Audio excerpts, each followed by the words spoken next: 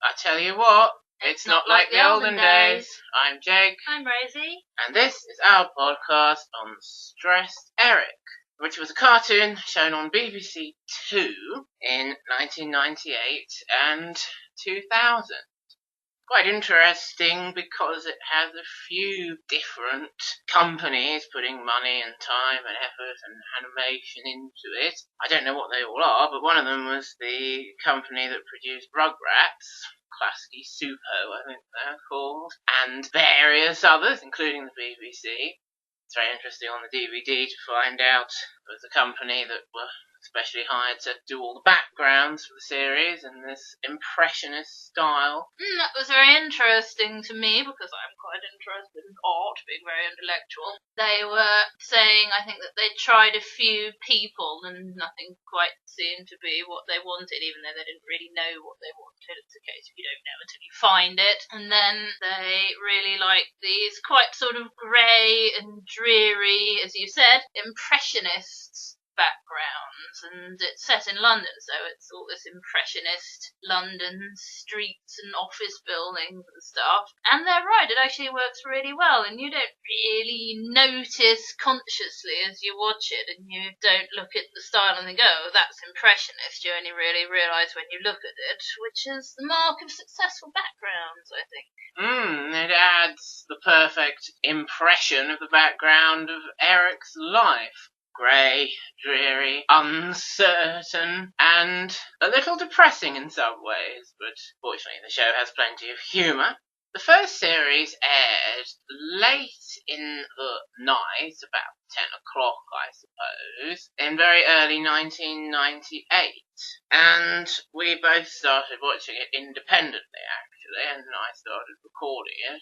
We watched it secretly. We both secretly thought, oh, I'm going to watch that in my bedroom at 10 o'clock tonight, and didn't tell anybody, so I guess we weren't really communicating very much in those days. And then we came together and watched much of the series in the living room, and I don't think we'd really been expecting particularly to see it back at any point. But then, sometime towards the middle of 2000, so just over 2 years later, it was advertised that there was a second series of Stressed Eric coming on BBC Two, which we both said, oh, that's good, that's interesting, we'll make sure to watch and record and enjoy that. But what was particularly interesting about it was that it wasn't on at 10 o'clock at night anymore. It was going to be on at 6 or 6:30 in the evening, tea time, or supper time, as we would have called it. So obviously it was being aimed there at a different audience. It was either just before or just after The Simpsons, which was very well established in that 6 or 6:30 time slot on BBC Two by that point. So they were aiming it at the same sort of audience as The Simpsons and The Fresh Prince they used to show in that time slot as well, things like that. Family audience. So it was obvious it was going to have to be, well, a bit less adult, a bit less rude, and the second series is obviously a bit less adult, a bit less rude, a bit more about Eric and his family and friends and members of the community, rather than every scene centering on Eric himself and his various problems. It's a broader show, in the way they come at it for a broader audience. And the episode, I think, particularly, that wouldn't go in Series 2 and in its time slot at all, is the second episode of the first series, which is called Sex, and is all about sex and Eric's frustrations that he apparently is the only person he meets in his daily life who isn't having sex, including these flies in his office, and various ways in which he attempts to remedy that situation. There are some adult references in Series 2, but you don't get a whole episode built up around a huge adult theme like you would in Series 1. And it's on the level of The Simpsons, that sort of adult humour, not going too far, but the grown grown-ups will get more of it than the younger children who can watch and let it pass over their heads. I think the second series is sort of brightened up a bit visually as well, isn't it? Just to reflect that whole change in audience and mood. And yet, as we always say, it still feels like very much the same world and the same characters. Yes, it's very well judged, really. The change in tone slightly and the change in where we're coming from slightly, just to make it suitable to be shown 4 hours earlier. And we were pointing out this time when we watched it on DVD quite recently how you do get a lot more scenes without Eric in them, and you do get a lot more scenes with other characters from his life who in the first series you only really see talking to him, interacting with him. They do things, talk, interact with each other. Particularly notable there is Eric's ex-wife, Liz, and their children, Claire and Brian. You get Liz spending time with and vastly annoying Claire and Brian quite a lot in Series 2. But in Series 1, she's never on screen with Brian, is Liz, and she only is on screen once with Claire and says to her, "Come to Mummy and then go away, you're all allergic." I remember being struck by that at the time, and I think it was right to develop those characters and their interplay between each other as well as with Eric for the second series, just to continue the show in the right way and for its new time slot as well.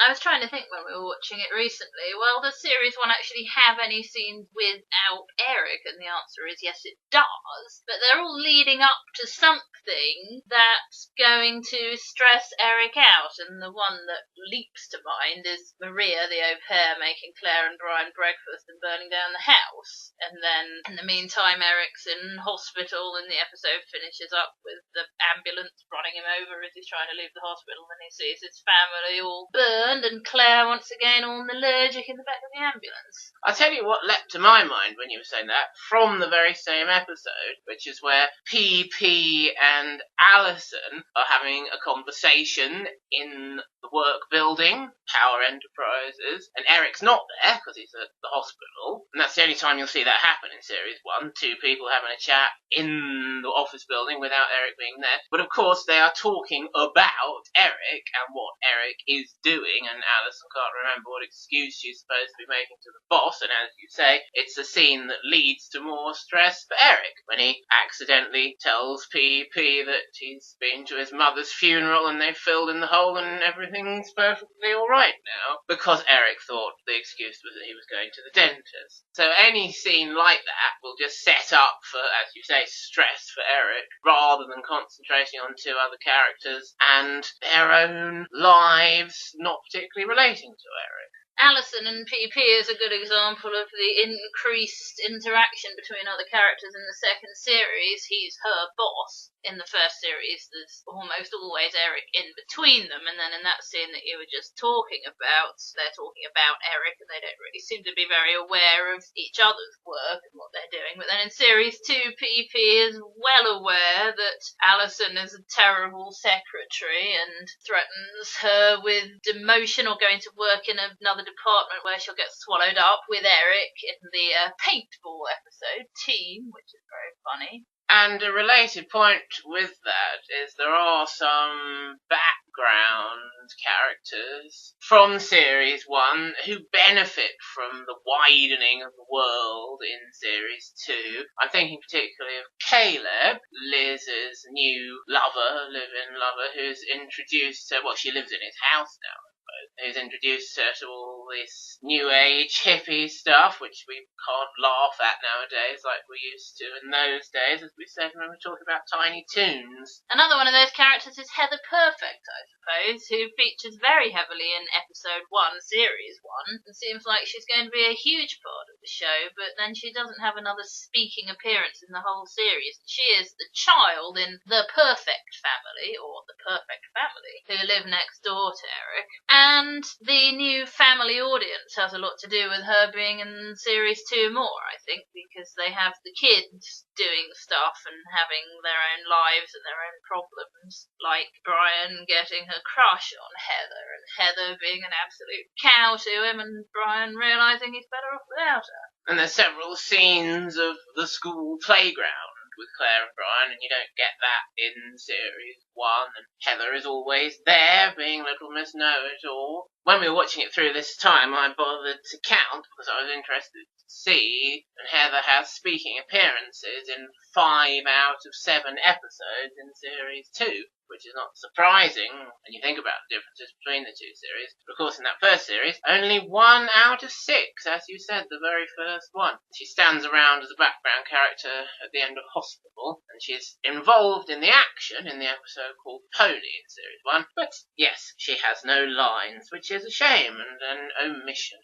The other character I was thinking who probably does benefit from the changes to Series 2, she certainly gets a name for Series 2, is Mrs. Wilson, the old lady, and the recurring gag is that she's always trying to post this letter, and various things stop it from getting into the postbox, or at least getting into the postbox and being collected by the postman, and it wears pretty thin pretty quickly as a running gag, I've always thought, but she does have more to do in Series 2, such as talk to her friend about the new minibus for the old people. It's the only episode at all in which she hasn't got a letter to post, I think, that first episode of Series 2, Cricket. And she does things like look for her ration book to give Claire for her white elephant stall at the school fete, and Maria's community service is to go and spend the day with Mrs. Wilson to look after her. She's just a more complete character than a single running gag in Series 2, I think it's fair to say. Yes, and then of course there's Dean Toyle, Alison's boyfriend, who's only ever talked about on the phone in Alison's gabbling phone talking in Series 1, and then he has, I think, 2 appearances in Series 2. Bursting, where Eric can't get to a lavatory, and Drool, in which, oh, it's awfully complicated, this one, isn't it? PP's been sexually harassing in the workplace this woman called Sherry, who's a terrible stereotype, leggy, bosomy, blonde, who's very thick. PP's promoted her from the canteen to do stuff about where all the office furniture goes,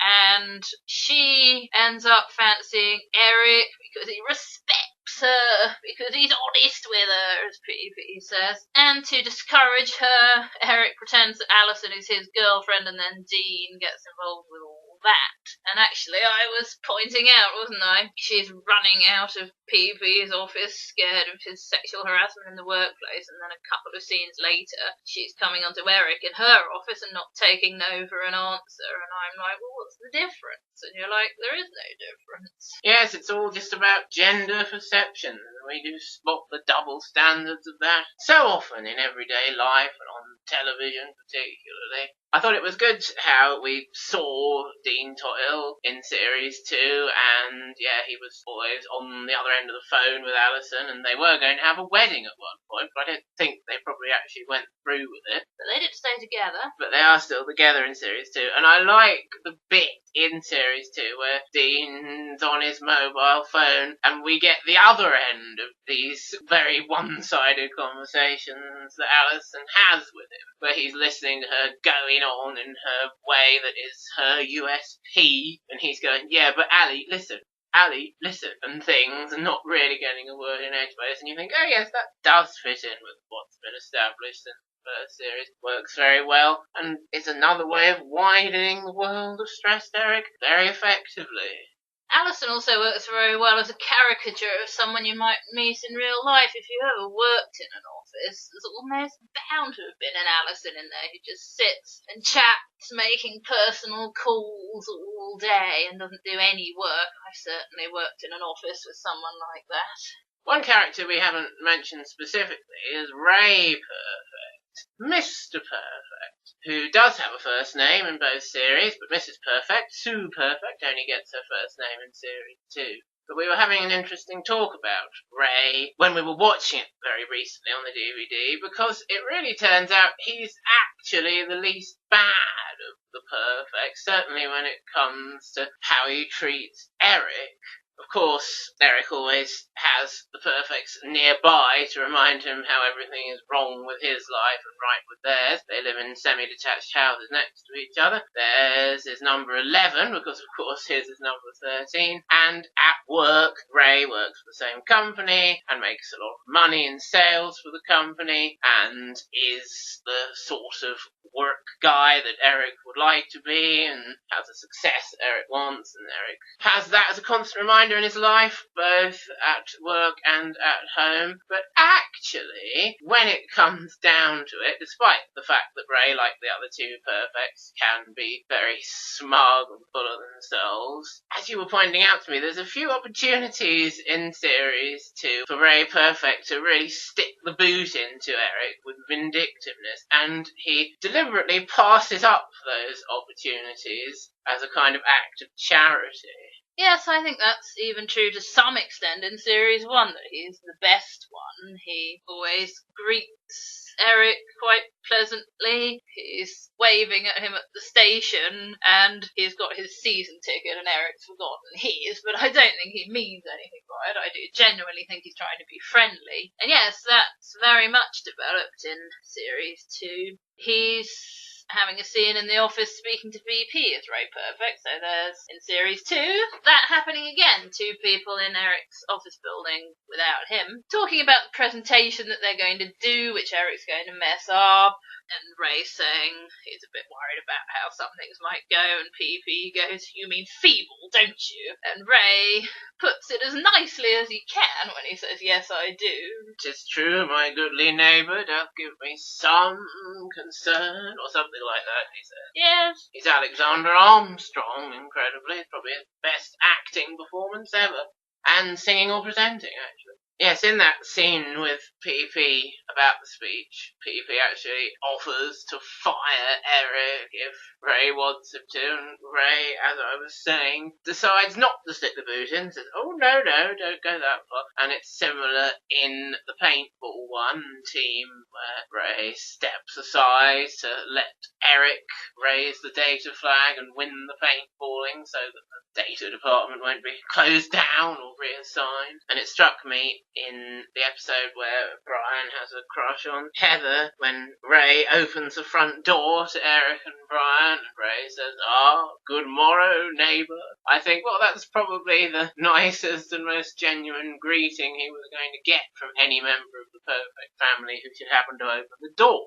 Ray really doesn't have any malice in him. Okay, he can be a bit smug, but everyone has some flaws, don't they? But his wife and daughter, as you were saying, are not perfect people at all. And this idea of being perfect, they seem to judge themselves very much by what they have and what they do. But as far as Eric is concerned, I think what he most envies is their security, isn't it? He has all these money troubles, and they live in this very nice, well-made-up house. They can afford a very good au pair, as it's hinted in the first ever episode, and never mentioned again that they've got one, but never mind. And with the number 11 as well, that's better than 15, because it's symmetrical, perfect straight lines. And Sue Perfect, being a grown-up, isn't openly rude and hostile, but she's got very thinly disguised scorn, condescension in her comments, hasn't she? Like when in the episode called Potato, Eric's had his roof repossessed in the night for not keeping up mortgage payments. She's commenting on the fact that he has no roof and there was hammering going on, and she's not openly complaining about it or saying that's bad luck, isn't it? Your roof's gone, you must be crap at paying your mortgage, but it's all under the surface. Whereas Heather, being a child, is very openly rude to the feeble children and does things like boast about how many runs her daddy got at the cricket, whereas Eric, of course, doesn't score any runs. She's saying to the other children, "How many do you think Claire and Brian's daddy will get?" and laughing. And very much a younger, less mature version of her mother in that way, being more open about her rudeness and condescension.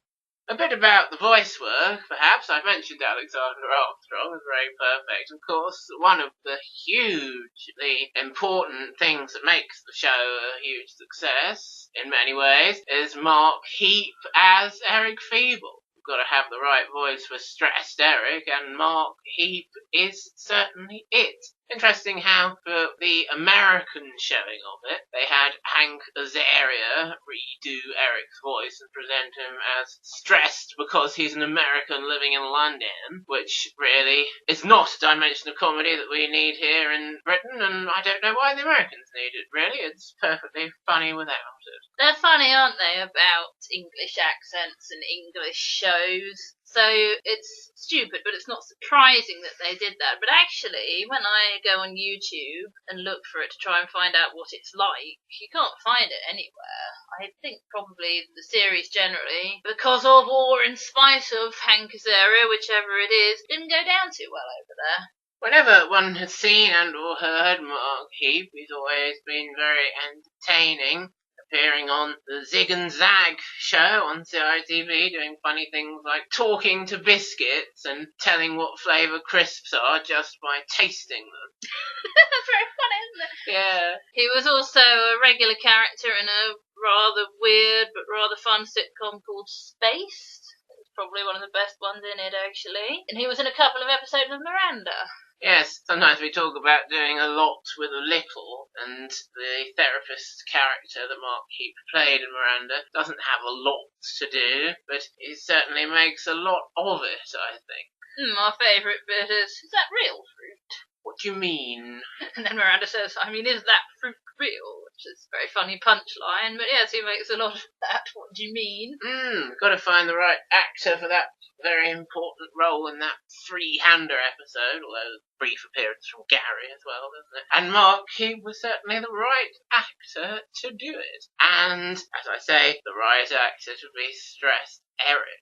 Whenever I see him on a TV show, as soon as he speaks, I immediately think of Eric and remember how brilliant he was as Eric. And there are lots of other voice actors, as you may suppose. Some of them don't even seem certain on the special features who they actually did. I heard them say that Rebecca Front was Liz, and then I watched that BBC Pride and Prejudice with Colin Firth, that's very famous, and Alison Steadman was in that, sort of shouting, and I thought, well, she sounds like Liz having a shouting fit. Maybe Alison Steadman was actually Liz. But then I watched Rebecca Front, I think it was that episode of John and Creek, and I thought, oh no, she does sound like Liz, so I believe that now. Dune McKitchen, I'm sure they're correct when they say that she's Alison, because she sounds kind of like Lucy in Don't Eat the Neighbours, which also said Dune McKitchen as one of the voices. And they said that she was Maria as well, and I have no reason to doubt that. So who does that leave for Alison Steadman? Mrs. Perfect, and I'm not sure who I would like to say did Claire. She doesn't really sound like anyone. Yes, someone sang on the special features, of course. I did Claire, and you're not really supposed to do that nowadays. You're supposed to have proper children, thanks to the revolution led by Howard Rishpan from the Serious Cities of Gold. And Brian, of course, gets a voice for Series 2, vocalisations anyway, didn't have those in Series 1, from creator Carl Goran. That's his name. One of these voices that the creator comes along and does, but he doesn't have a lot to say, like Brainy on Hey Arnold. That's the only example I can think of. Cameos by Tim Child in Nightmare, I suppose, it's the same sort of thing. Yes, that's right. And there must be one or two other men, but I can't remember their names, can you? There's Gordon Kennedy. I'm not sure who, if anyone, he does regularly. He has a very strong Scottish accent, really, as everybody knows from the BBC's crap Robin Hood. He played Little John. But one bit that's obviously him is the man with pubic lice. These pubic lice don't have etch. That's Gordon Kennedy, but I'm not sure who he does regularly, if anyone. And yeah, there's got to be a couple of other men as well. The guy who does PP does have a particular name on the movie database, I think. I can't remember what it is. That's his particular role, PP. You probably got the impression that PP is a shouty, demanding boss, which of course he is, and that's a terrific source of stress to Eric. But when you were mentioning him phoning up Eric to say how sorry I am about his mother, I always think, well, that humanises him somewhat. He doesn't like Eric very much as a worker, but he takes the trouble to phone him up and say he's sorry when he thinks his mother's died, which he doesn't have to do. I always think that's a very good moment. PP. In the first episode, where we get PP's introductory scene, and PP is saying, this company's been good to you, Eric. And he's not saying it in a very nice way, he's saying it in quite a threatening way. Get me those figures by the end of the day, it's the end of the conversation. But he's actually right, he has been good to Eric, moved him sideways, as he puts it, through a lot of departments in the company, rather than trying to get rid of him. Let's talk some more about Eric and his family, his home life. Extra thoughts have been popping into my head about them as we've been going through. We've mentioned Claire's particular character trait, which is that she's allergic to everything under the sun. I've thought at times how Eric doesn't have a lot of allies who try to help him through his very stressful life. Most of the characters are hindering him in some way. The Perfects, PP, Alison, Liz, and the only really grown-up ally he has is Doc, who helps him out with his medical problems and gives him Prozac and that sort of thing, and also gives him practical help and advice in his wider life. Particularly in Series 2, you see them hanging out together and Doc trying to help Eric with various things rather than actually going to the surgery and seeing him as a doctor. Yes, the best thing he does in Series 1 is Tidy, isn't it? The episode called Tidy, where Eric has to have a clean office and a clean persona himself, and he's been crawling around in the sewers because he's been chasing this rat that was in his bathroom, and Doc just stops the car for him because he sees him on the street covered in sewage and switches clothes with him and gives him a lift. Hop in, mate. Yeah, it's very nice and not anything to do with him being Eric's doctor. How that relates to Eric and his family, anyway, is that Claire and Brian are definitely on the list with Doc as Eric's allies, but because they're his kids, because they're young, because Claire is allergic to everything under the sun and Brian is rather mentally retarded.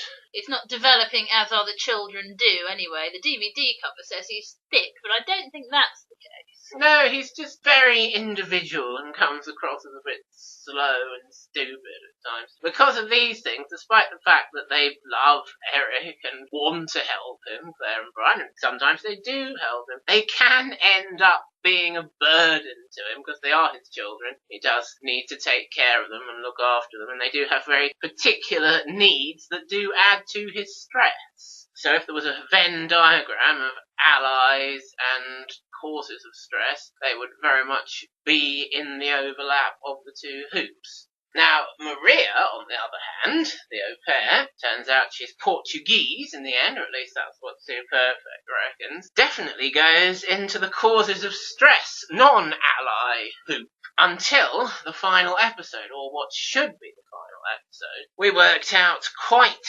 quickly that there was a bit of a cock-up in the airing order department of Series 2, and what should be the final episode was shown as the penultimate episode. It's the only one that doesn't end with Eric and the vein in his head popping out in a surreal ending that shows the stress has finally got the better of him. It's got Eric, Maria, Claire and Brian looking down the barrel of this tank that the potential au pair has brought round to shoot them with. And it gets a bit surreal at times, doesn't it? More than you might expect. And that's so surreal, it really does feel like, oh right, well this is supposed to be the end of the series. But what makes that episode particularly the end of the series is we do see a bit of an improvement in Eric's home situation, a huge improvement. Really, because it has Maria turning over a new leaf and actually being a proper au pair and member of the household, and what it takes for that to happen is Eric to do what he should have done a very long time ago and chuck her out. And then she mends her ways and comes back and proves herself to Eric, and they all come together as a happy family in the end, which is a very good ending for the show, really. And it's pretty interesting in that one when Maria goes back to her au pair agency, Terry's au pairs, and he tells her he can't find her another au pair job, and she says, oh, but I good au pair. And he says, well, to be fair, love, you're not, are you? And he reels off these lists of terrible things that she's done, including the house fire from the first series. Nice bit of continuity there. But does she really think she's good au pair? Because in Bursting, she knows that Mr. Social Worker ought not to see what her au pairing is really like. And isn't it interesting in that one when Claire is nagging Maria to make her a Marie Antoinette costume, and Maria's doing a few half-assed things with the tablecloth and the ring pulls from her beer, and Claire starts having a tantrum, and Maria goes, okay, we try something else. And we're like, that's interesting. So Maria is actually, however unwillingly, going to do some proper au pairing in this one. She doesn't really do any in series 1. Doesn't really acknowledge the existence of Claire and Brian. They're dragging her to school between them, and she says, I debut there. She does take them to the fun fair to get away from the rat, and once she's gone to the off licence, she buys them both a juice box, doesn't she? And then once she's actually drunk and has woken up, she interacts with them a bit and sings the No School song with them. So perhaps there is a progression of how good an au pair she becomes throughout the series. In Series 2, the most useful she is before her new leaf is in Tent, isn't it? Where Claire's friend Julie, who is even more allergic than Claire, swells up inside her sleeping bag. She becomes enormous and she goes like green and purple. It's much worse than anything we've ever seen from Claire. She has a go at trying to sort her out. Fresh air, she says, and opens a window and dangles Julie, this girl, out of the window in her sleeping bag, so Eric has to kiss her mum to stop her from seeing her dangling out of the window looking horrific like this. And then she gets these nail scissors to try and cut Julie out of her sleeping bag, and her pills all fall out, as Claire says, it is her medicine. And so Maria shoves it all down her throat, and actually that works, and she has done the right thing more by luck than judgment. But she's done her best, really, hasn't she? I do love the bit after all that where Julie's back to normal with Maria and Claire bring her down the stairs, and Julie's mum asks her, have you had a good time? What have you been doing? And Julie goes, I don't know, Mummy. She's been on a complete trip, going all allergic and being dangled out of the window and given antihistamines and things. She has no idea what's been going on. Very amusing. And speaking of the allergy stuff, we always noticed how in Series 2, Claire only becomes an allergic, despite it being her USP, once. And she does it to herself deliberately to try and get out of the silly, boring things, as Claire and Brian see them, that Liz is making them do. But you see it much more often in Series 1. If you did come into Series 2... being a tea time audience, you might find that one bit with Claire and her allergy a bit random. I think we were wondering if it's referenced in every episode of Series 1, even if she doesn't get an allergic, and we came to the conclusion that it was in everything except Tidy, where they go to the fun fair to avoid the rat. I think as well it was referenced but didn't happen in Pony and Potato.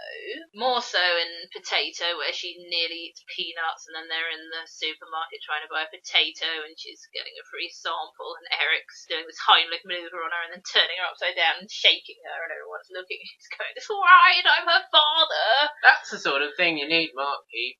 Yes, being her father doesn't make that all right in itself, does it? It's the fact he's trying to stop her having this allergic reaction. Yes, in Pony he gets out his anti-allergic donkey spray to mask the smell of the crappy old falling apart donkey he's got her as a pony. So what does that leave? Nativity, she's introduced in that. She gets a swollen tongue from eating cornflakes. Sex. She's allergic to her Nallergy suit from the allergy fair thing and gets spots, and then in the hospital she kisses her doll and gets swollen lips and spots. And her doll is called Gwendolyn and she's playing with it at the beginning and she's drawing these spots on it saying, oh dear Dolly, I think you are getting a rash, which in many ways rings true. You play with your dolls in the way that your life is like.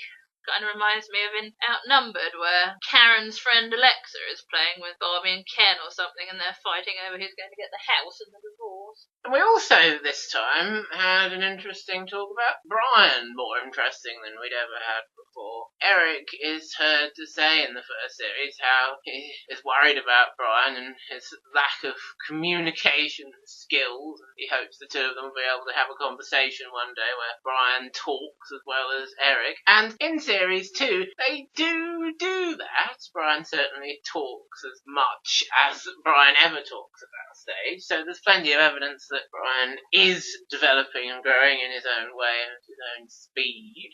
Eric says something to him like, "You're feeling better now," and he goes, "Oh." And you can tell that he's listening and taking in what Eric's saying about Heather Perfect and Crispin Marvelous and what people are like and how they treat each other and the lesson Brian is learning for life. And Brian takes a lot away from that and from Eric's involvement in Brian's own personal development there. That's good to see that progression of Brian and good relationship with Eric.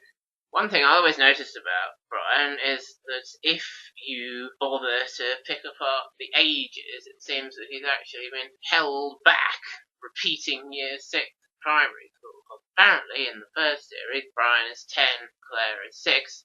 In the second series, Claire is 8. So if Brian is 12, he should no longer be at the same school. But perhaps this is just a bit of convenience to have the young characters at the same school, rather than specifically saying Brian has been held back and is repeating year 6. Although, if that is the case, it perhaps is doing him some good, because he is developing. Yes, it's a decision that makes a certain amount of sense. They've decided not to send him off to a new school while he still has no words. Perhaps better to get him talking before he starts a brand new big school. And he has some good moments in series 2, Brian, like when he learns how to do mouth-to-mouth resuscitation when he's in the Scouts, and he saves the life of his Scoutmaster when the treehouse collapses on him. And a recurring thing about Brian is he likes to put things in his mouth. He's good at doing things with his mouth, like winning the apple bobbing contest and the one with Brian's crush on Heather. And a very useful thing he learns to do with his mouth is mouth-to-mouth resuscitation. And of course he just puts his mouth on the Scoutmaster, and his Scoutmaster sits up and goes, "Oh, that's better," which makes us laugh. Yes, he's learned it from this soap opera, hasn't he? It's on the telly. It's very funny. This guy's up this rickety ladder next to some power lines, and obviously he falls off, and the woman goes, "Oh dear," which is very funny too. Sort of caricature of a soap opera in a sense. Soap opera being a thing rather than a person, but it's very much the same sort of thing they do with the characters themselves and the situation and the world building. And that is one thing that is so good about Stress Eric and about Eric's world, is that it does often ring very true.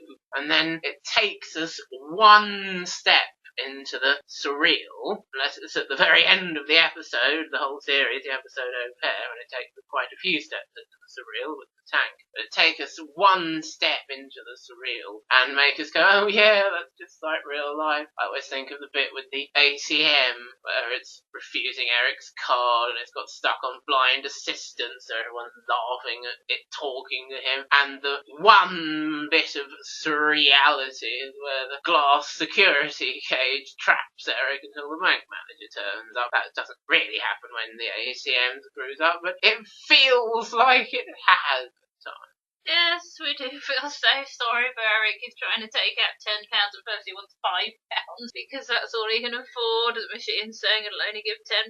He's like, "Fine, just give me £10." And then his overdraft limit is exceeded. £10, poor Eric. And the ATM blind system voice starts doing the Dalek. "Cash will be retained, card will be retained." It's very good. It builds up very well. Another bit that rings very true, I think, is when he tries to get someone round to deal with his rat. And the guy turns up and really doesn't do anything. Starts having his sandwiches and demanding a cup of tea and doesn't do anything about the rat at all. It's very like waiting in for a workman. And then when they turn up, if they turn up, you think, why have I bothered? I like bits as well where he's being a bit too busy to give Claire proper attention. She wants him to look at the allergy fair, which I was talking about earlier, in her magazine. And she's going, but please look, Daddy. And he says, all right, quickly then, and looks at it for less than half a second. Yeah, very nice, and hands it back to her. It's just like what your parents do when they're busy. And when you're a child like Claire, you don't get that, do you? Get how stressed and busy they are. Another time is when she's telling him about how she's been voted to manage the white elephant stall at the school fair, and she's just jabbering on about what's been going on at school. He's going, oh, that's marvellous, oh, lovely, and not listening at all. Until she says that she beat Heather perfect, along with everyone else, in the election, and Eric is pleased that Heather's been beaten by Claire because it's a feeble beating a perfect, you know. And he's saying, yes, that's because nobody wants to be served by a stuck-up brat. And I thought, yes, he's right. I'm sure that's the reason people didn't vote for Heather. She's not a nice person, so I shouldn't think she is very well liked by the other children at school. That reminds me how it's true that Claire is very much Eric's ally and try to help him out of his scrapes as best she can. Sometimes she's good at it. She's better at getting the shopping trolley out of the release mechanism than Eric is, for example. But Claire is very manipulative of Eric when she wants to be. Like daughters are to their fathers sometimes, I suppose. Getting him to go to the Allergy International fair is one of them. We can go some other year. Yes, she goes sloping off looking all sad when he's forgotten. And then it cuts to him on the phone to Sandy, who is the woman who wants to have sex with him in the episode Sex. And he's saying, oh, and I promised Claire and I really have to go. And Claire's in shot, like just beaming all over her face, looking so pleased and smug that she's got her way. So it's obvious for various reasons that Eric will always have a very good relationship with both his children. And one thing you can see from series 2 is that Liz, their mother, has completely ruined her relationship with Claire and Brian, probably for all time. Yes, it makes me quite sad when Claire's coming to Mummy's to get something for her white elephant stall. And what are they doing? They're trying to feng shui the house, aren't they? Yeah. Liz and Caleb. And Liz is saying, you're just like your father, take, and hurrying her up and making her leave as quickly as possible. And Claire leaves with this crappy three-headed statue thing and going, thank you, Mummy, all dejected. Yes, very telling there. And of course, at that stage, we see Caleb's getting bored of the whole hippie Buddhist thing anyway. I do like that bit where he says, why don't we go to the pub? He's had enough of it. And he's probably the one who's got Liz into it in the first place. And she's gone extremely overboard, and Caleb's had more than enough of it. And we were saying Liz might find herself in a rather untenable position. Yes, no kids in her life, no Caleb, no nothing. So she's going to end up suffering for wanting to be like Shirley the Loon. So there we are. Stressed Eric, facts and opinions, and an end to our Stressed Eric podcast. Do join us again next time, which will be the final Sunday in July, for a podcast on the Addams Family. I expect we'll tell you about a few incarnations of them, but mainly the TV series from the 1960s and the two movies starring Angelica Houston and various other excellent actors. So until then, good night out there. Whatever you are.